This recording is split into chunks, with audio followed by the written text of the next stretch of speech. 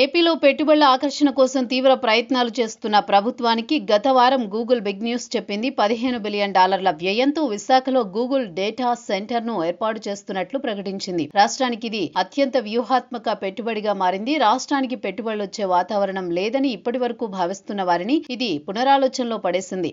ఈ నేపథ్యంలో విశాఖకు గూగుల్ రాక వెనుక అసలు కారణాన్ని సీఎం చంద్రబాబు వెల్లడించారు.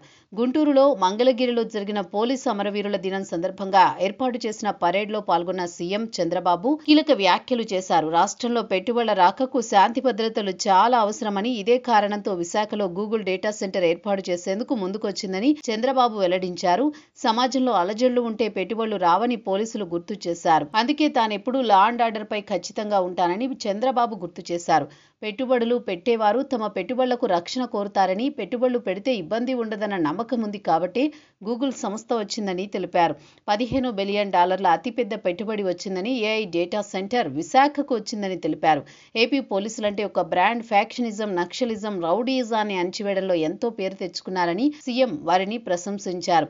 ఈ సంవత్సరం విధి నిర్వహణలో 192 మంది పోలీసు అమరులయ్యారని, వారికి నివాళులు అర్పిస్తున్నట్లు చంద్రబాబు తెలిపారు.